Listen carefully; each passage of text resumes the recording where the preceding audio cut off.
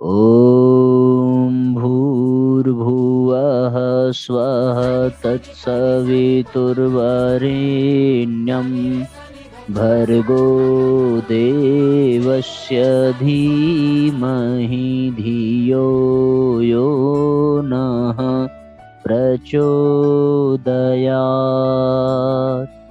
ॐ सद्गुरुचरण कमलेभ्यो नमः। परम पूज्य गुरुदेव परम वंदनीय माता जी के सूक्ष्म सानिध्य में ऑनलाइन दैनिक स्वाध्याय से जुड़ने वाले हमारे सभी आत्मीय परिजनों, आप सभी का स्वागत है। आप सभी को सादर प्रणाम। आइए आज ऑनलाइन दैनिक स्वाध्याय के 706वें एपिसोड का शुभारंभ करते हैं। आप सभी से प्रार्थना, शीघ्रता पूर्वक अधिक से अधिक लोगों तक ये लिंक वीडियो का जरूर शेयर कर दें, जिससे कि अधिक से अधिक लोग इससे जुड़ें और इसका लाभ प्राप्त करें। 53वीं पुस्तक चल रही है साथियों, जीवन की सर्वोपरि आवश्यकता है आत्मज्ञान।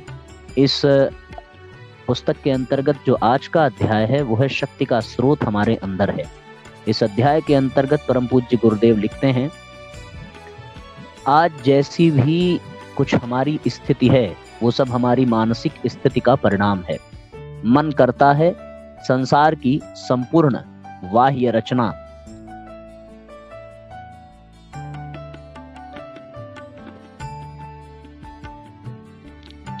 संसार की संपूर्ण बाह्य रचना की शक्ति और आधार मन है।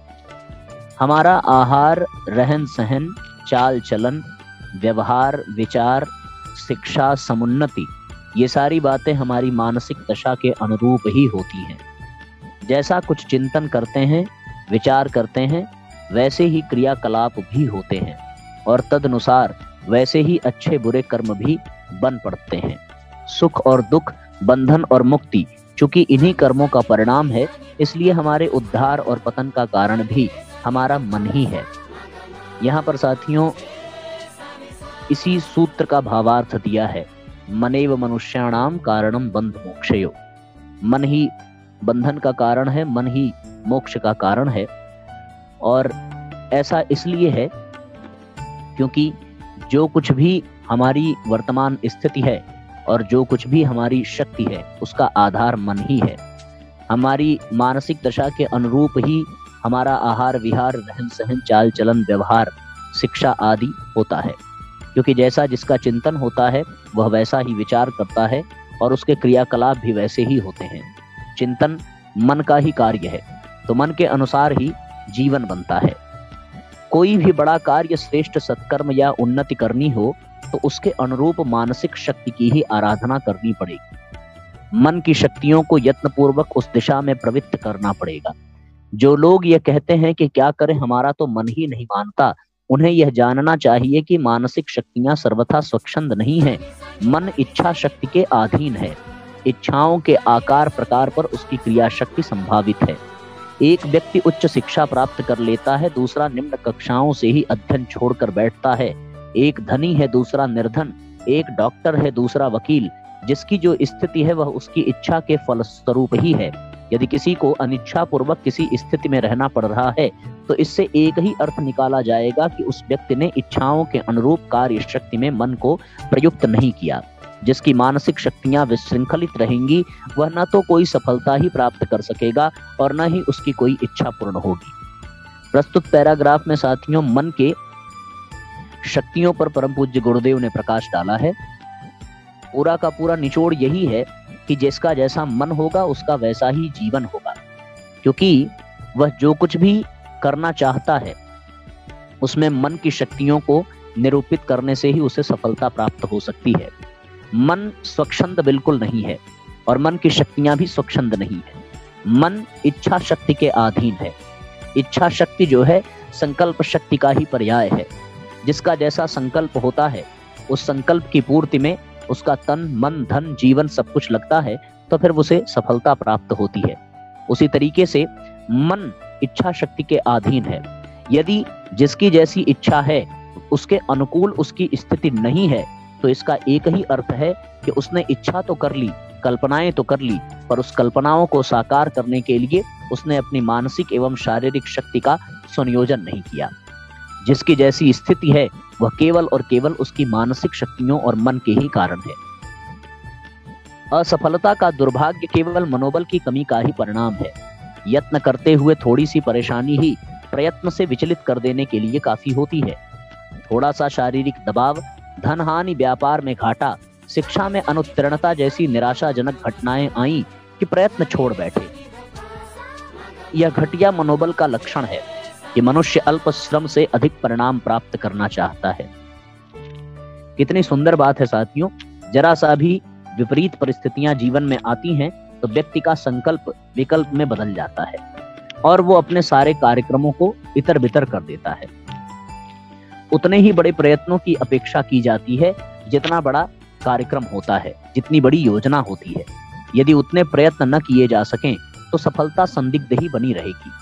विद्यार्थी परीक्षा उत्तीर्ण करने की दृष्टि से अध्ययन करते हैं, फीस के लिए पैसे जुटाते हैं, समय लगाते हैं, सभी शारीरिक सुख त्याग कर अध्ययन में लगे रहते हैं। कदाचित परीक्षा में ऐसा कोई विद्यार्थी फेल ही हो जाए तो यह नहीं समझना चाहिए कि अपना श्रम, धन और समय व्यर्थ चला गया। परीक्षा में उत्तीर्ण होने का प्रमाण पत्र नहीं मिला, यह बात महत्वपूर्ण नहीं है, मन के महत्व का प्रश्न है। महत्व इस बात का है कि उस शिक्षा से बौद्धिक बल बढ़ा, विचार शक्ति आई और अनेक उलझनों को सुलझाने की महत्वपूर्ण सामर्थ्य प्राप्त हुई या नहीं। प्रमाण पत्र इन्हीं बातों की गारंटी का ही नाम तो है, जो यदि न भी मिले तो यह नहीं समझना चाहिए कि हमारा प्रयत्न निष्फल चला गया। परिस्थितियां यदि प्रतिकूल है तो भी साधनों का उपयोग करते रहना चाहिए। थोड़ी सी पूंजी से बढ़कर उच्च स्तर के व्यापार तक पहुंचा जा सकता है, किंतु मानसिक शक्ति अपने साथ बनी रहनी चाहिए। कार्य करते समय ऊबे नहीं और उत्तेजित भी ना हो। यह समझ लें कि हमें तो लक्ष्य तक पहुंचना है। जितनी बार गिरो उतनी बार उठो। एक बार गिरने से उसका कारण मालूम पड़ जाएगा तो दोबारा उधर से सावधान हो जाओगे। यह स्थिति निरंतर रहे तो अनेक बाधाओं के रहते हुए भी अपने लिए उन्नति का मार्ग निकाला जा सकता है। हार मन के हारने से होती है। मन यदि बलवान है तो इच्छा पूर्ति भी अधिक सुनिश्चित समझनी चाहिए। बहुत सुंदर पंक्तियां हैं साथियों, और उससे भी कहीं ज्यादा सुंदर इसके विचार और इसकी भावनाएं हैं। वास्तव में व्यक्ति जब कभी भी असफल हो जाता है तो वो बिल्कुल दुखी हो जाता है, निराश हो जाता है, हताश हो जाता है। पर यहाँ पर परम पूज्य गुरुदेव कहते हैं कि विद्यार्थी परीक्षा में उत्तीर्ण करने की दृष्टि से बहुत प्रयत्न करता है, बहुत सारी शारीरिक सुख सुविधाओं का त्याग करता है, पैसे लगाता है, मेहनत करता है, मशक्कत करता है, दिन रात लगा रहता है। इसके बावजूद भी यदि वो असफल हो जाए तो इसका केवल अर्थ यह नहीं है कि उसने सफलता के लिए पूर्ण प्रयत्न नहीं किया या उसे कुछ हासिल नहीं हुआ। ये सत्य है कि उसे उत्तीर्ण होने का प्रमाण पत्र भले ही न मिले, और वास्तव में इस दृष्टि से देखने पर यह प्रतीत होता है कि उसके सफलता असफलता के बीच जो संघर्ष चला, उस संघर्ष में उसे निश्चित रूप से बहुत सारे बौद्धिक बल प्राप्त हुए, बहुत सारी विचार शक्ति प्राप्त हुई और विपरीत परिस्थितियों में उन उलझनों को सुलझाने के लिए महत्वपूर्ण सामर्थ्य प्राप्त हुई। यदि ये सारी चीजें प्राप्त हो रही हैं तो फिर उसकी असफलता में भी सफलता की सुगंध अवश्य होगी। और यदि उसे आसानी से सफलता मिल भी जाए पर उसे असफलता में होने वाले उलझनों को सुलझाने की सामर्थ्य न मिले तो निश्चित रूप से उसकी सफलता नहीं कही जाएगी, क्योंकि आगे आने वाली असफलता में वो जरा सी विपरीत परिस्थिति में ही फिसल करके लड़खड़ा कर गिर जाएगा। परम पूज्य गुरुदेव यहाँ कहते हैं कि परिस्थितियां भले ही प्रतिकूल हों, साधनों का उपयोग तो और प्रयत्न तो करते ही रहना चाहिए। थोड़ी सी पूंजी है तो उसी से बढ़ करके अपना काम करें, पर मानसिक शक्ति को सदैव अपने साथ रखना चाहिए। जितनी बार गिरें तो गिरने में कोई बुराई नहीं है। मनुष्य है गलती का पुतला तो गलती हो ही जाती है, पर गिरकर जो संभल जाए उसे इंसान कहते हैं। जितनी बार गिरो उतनी बार उठो, बार बार गिरकर भी बार बार उठने का प्रयत्न करो। एक बार गिरने के बाद जब उठेंगे तो गिरने का जो कारण था वो अवश्य समझ में आएगा, और फिर अगली बार गिरने से पहले जरूर सावधान हो जाएंगे। अगली बार गिरेंगे तो फिर दूसरा आयाम भी खुलेगा कि इस बार क्यों गिर गए। तीसरी बार गिरेंगे तो तीसरा फैक्टर भी निकल करके आएगा कि इस बार आखिर क्यों गिरे। बार बार गिरेंगे तो बार बार उठने का अनुभव मिलेगा, और बार बार नए नए पैंतरे, नए नए तरीके, नई नई सुविधा, नए नए स्वरूप निकल करके आएंगे। निश्चित रूप से एक समय ऐसा आएगा कि व्यक्ति का गिरना अपने आप बंद होगा और वो बड़ी तीव्र गति से आगे बढ़ता चला जाएगा। सफलता उसके कदम चूमती चली जाएगी। मन यदि बलवान है तो इच्छा पूर्ति भी सुनिश्चित ही समझनी चाहिए। इसलिए सब कुछ खेल मन की शक्ति पर ही निर्भर करता है। आज यदि स्थिति ठीक नहीं है तो भविष्य में भी वह ऐसी ही बनी रहेगी। ऐसा कमजोर बनाने वाला विचार अपने मस्तिष्क से निकाल दें।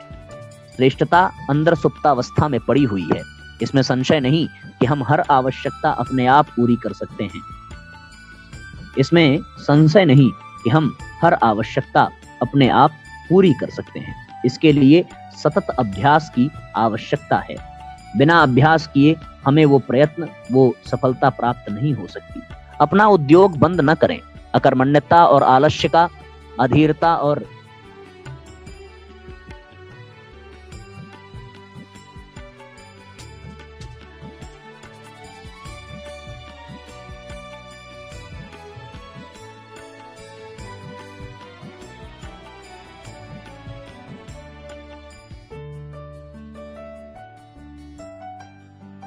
तो मैं निवेदन ये कर रहा था साथियों कि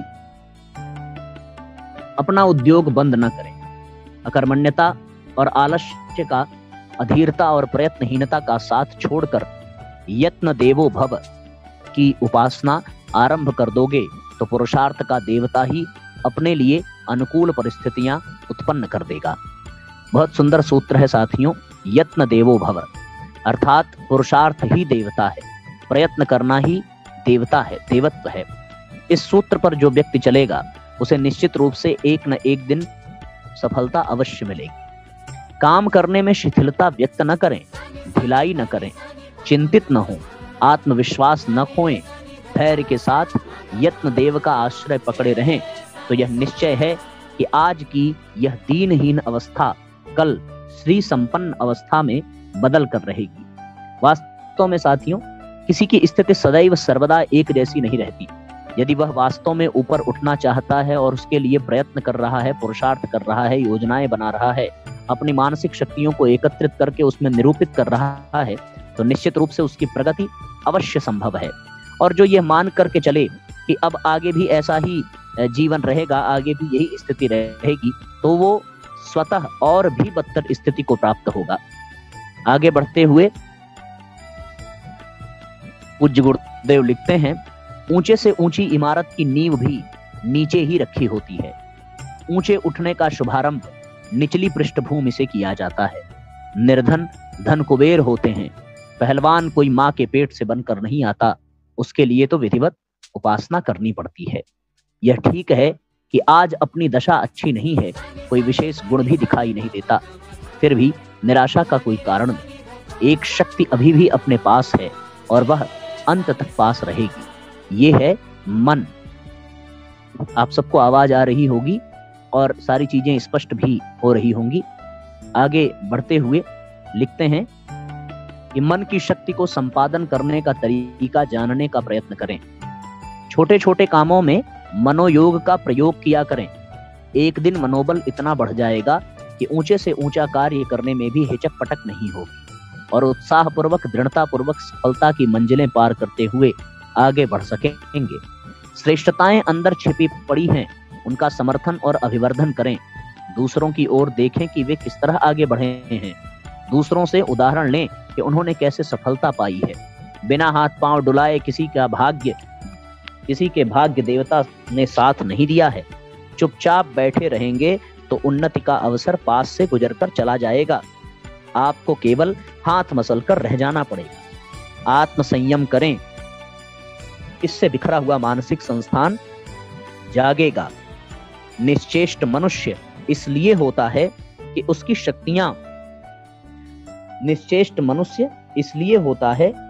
शक्तियां इधर उधर बिखरी हुई होती हैं।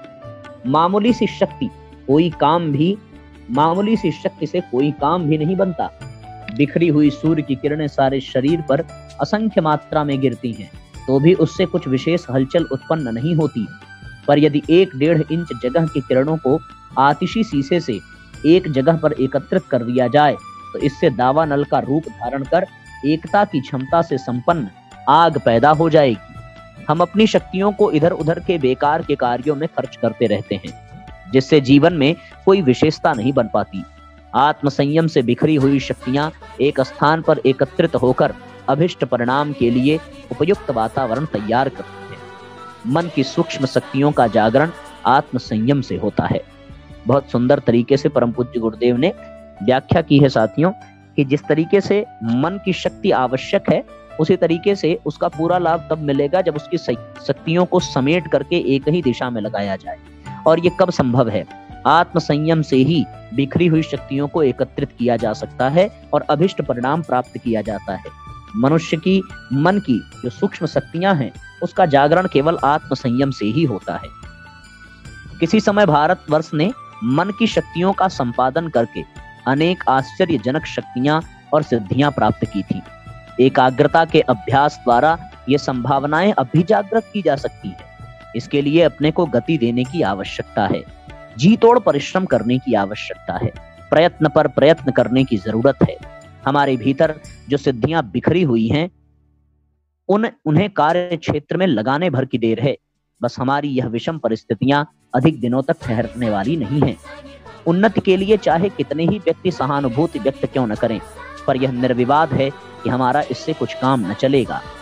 हमें अपनी स्थिति स्वयं सुधारनी होगी, स्वयं कठिनाइयों से लड़कर नया निर्माण करना पड़ेगा, विशृंखलित शक्तियों को जुटाकर आगे बढ़ने का कार्यक्रम बनाना पड़ेगा। यह बात यदि समझ में आ जाए तो सफलता की आधी मंजिल तय कर, ऐसा समझना चाहिए। शेष आधे के लिए मनोबल जुटाकर यत्न पूर्वक आगे बढ़िए। आपका सौभाग्य आपके मंगल मिलन के लिए प्रतीक्षा कर रहा है, स्वागत के लिए आगे खड़ा है। साथियों, यदि इसका प्रत्यक्ष उदाहरण आपको देखना हो तो फिर आप इस पाठ को पढ़ने वाले व्यक्ति के जीवन में झांक करके देख सकते हैं। वास्तव में जब जीवन में विपरीतता आती है तो चारों तरफ से अंधकार ही अंधकार छा जाता है, पर जो दृढ़ संकल्प पूर्वक अपने जीवन को आगे ले जाना चाहता है, जो अपने मानसिक शक्तियों को एकाग्र कर अपने जीवन के लक्ष्य को पाना चाहता है, उसे फिर विपरीतताएं दिखती ही नहीं है। ये हमने अपने जीवन में अनुभव किया है। दुर्घटना के बाद जब निश्चित रूप से ये लक्ष्य बनाया गया कि गुरुजी का काम करना है, गुरुजी के विचार घर घर तक पहुंचाने हैं, तो फिर मन में कभी यह विचार नहीं आया कि यदि हम ऐसा करेंगे तो कौन सी दिक्कतें आएंगी, कौन सी विपरीतताएं आएंगी, किसके सहारे जाना होगा, कैसे जाएंगे, कैसे भाग दौड़ करेंगे और जो दिक्कतें आएंगी उसका सामना कैसे करेंगे। मन मस्तिष्क में केवल लक्ष्य था कि समय पर कार्यक्रम स्थल पर पहुंचना है और वहां पहुंच करके उत्तम से उत्तम तरीके से परम पूज्य गुरुदेव के विचारों को परोसना है। फिर जो बीच में संकट आए, बीच में जो बाधाएं आई तो बहुत, पर आने के बाद पता चला कि ये बाधाएं आई थी और इनके आने से कोई भी समस्या नहीं हुई। उसका डट करके मुकाबला किया गया, योजनाबद्ध तरीके से उसका सामना किया गया, पर लक्ष्य से भटका नहीं गया। यदि भटक गए होते तो फिर आज जो कारवां अपने साथ चला, आज जो श्रेय, जो यश, जो सम्मान, जो उपलब्धियां, जो पहचान और जो गुरुदेव की कृपा के भागीदारी बनने का सौभाग्य प्राप्त हो रहा है, उससे सदैव वंचित रहा गया होता और जीवन बिल्कुल निराशा में डूबता, समाप्त हो जाता, बल्कि ये जीवन बोझ बन जाता, न केवल अपने लिए बल्कि अपनों के लिए भी। पर आज की वर्तमान स्थिति को देख करके और पीछे की प्रतिकूल परिस्थितियों को झांक करके ये प्रतीत होता है कि यदि वास्तव में मन में अपने लक्ष्य के प्रति सच्ची लगन हो और मानसिक शक्ति पूरी तरीके से उसमें लगी रहे, तो फिर आप अकेले नहीं हो सकते। संसार साथ दे या ना दे, परिवार साथ दे या ना दे, पर यदि संकल्प ऊंचा है, लक्ष्य महान है और उद्देश्य में निस्वार्थता है, तो निश्चित रूप से आप ये मान करके चलें कि स्वयं साक्षात देव शक्तियां ही मार्गदर्शन करती हैं और देव शक्तियों के लाभ से व्यक्ति सदैव आगे बढ़ता चला जा रहा है। यह अध्याय हम सबके लिए मूल मंत्र है। यहाँ जो व्यक्ति निराश होगा उसको ये अध्याय जरूर सुनना चाहिए। बस उसे डट करके अपने लक्ष्य पर मन को एकाग्र चित्त करके लग जाने की आवश्यकता है। अपने आप रास्ते बनते चले जाते हैं, अपने आप मार्ग खुलता चला जाता है, अपने आप योजनाएं बनती चली जाती हैं। जिससे उम्मीद नहीं होती वह भी आपके लिए सहर्ष तैयार हो जाता है, सहयोग करने के लिए, सहारा देने के लिए, आपको आगे बढ़ाने के लिए। बस सच्चे मन से, सच्चे लगन से आपको अपने पथ पर आगे बढ़ने की आवश्यकता है। सारी शक्तियां ब्रह्मांड की आपके साथ खड़ी हैं। आपकी अंतरात्मा सर्वशक्तिमान का अंश है और उसमें शक्ति का अपरंपार भंडार भरा पड़ा है। आप पीछे पीछे चलेंगे, आत्मा की शक्ति और मन की शक्ति आपको आगे आगे मार्ग दिखाती चलेगी। इन्हीं बातों के साथ आज के स्वाध्याय को विराम देंगे। भले ही अध्याय छोटा है, भले ही आज का स्वाध्याय कम समय का है, पर वास्तव में जो इसका अर्थ है वो बहुत ही बड़ा, बहुत ही गहरा भाव अपने में समेटे हुए है। किसी भी असफल व्यक्ति को सफल बनाने का मूल मंत्र आज के अध्याय में है। आप इसे सुन करके स्वयं भी चिंतन करें और लोगों से इसकी चर्चा करें कि आज के स्वाध्याय में हमने यह पाया है, और आप भी इसको सुनिए, आप भी इस पर चिंतन और मनन करिए। तो निश्चित रूप से साथियों, आप ये मान करके चलें कि आप न जाने कितने हार चुके हिम्मत वाले व्यक्तियों को नया जीवन प्रदान करेंगे, नई ऊर्जा का संचार करेंगे और उन्हें आगे उठता हुआ, बढ़ता हुआ और अपने लक्ष्य की ओर अग्रसर होता हुआ पाएंगे। इन्हीं भावनाओं के साथ गायत्री महामंत्र का उच्चारण हमारे साथ साथ करें। ओम भूर्भुवः स्वः तत्सवितुर्वरेण्यं भर्गो देवस्य धीमहि धियो यो नः प्रचोदयात्।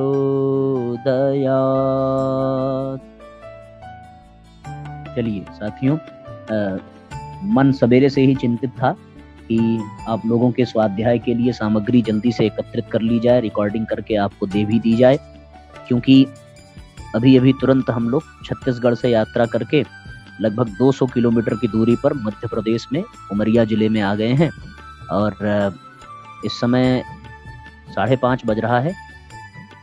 आधे घंटे में मंच पर जाना है। तो आप सबको प्रणाम करते हुए, आप सबका आशीर्वाद लेते हुए मंच की ओर प्रस्थान करेंगे। अब अगले 5 दिनों तक, 20 तारीख तक यहाँ पर श्रीमद् पावन प्रज्ञा पुराण कथा का प्रवाह चलेगा और 20 की शाम को फिर हम लोग यहाँ से चित्रकूट के लिए रवाना होंगे। चित्रकूट में भी कार्यक्रम है, वहां से फिर 23 की सुबह तक बनारस आ जाएंगे। तब तक हम लोग ऐसे ही स्वाध्याय करते रहेंगे और आप सब लोग ऐसे ही निरंतर स्वाध्याय करते रहिए। सबको बहुत बहुत धन्यवाद, बहुत बहुत प्रणाम, बहुत बहुत नमस्कार। सबको शुभ रात्रि।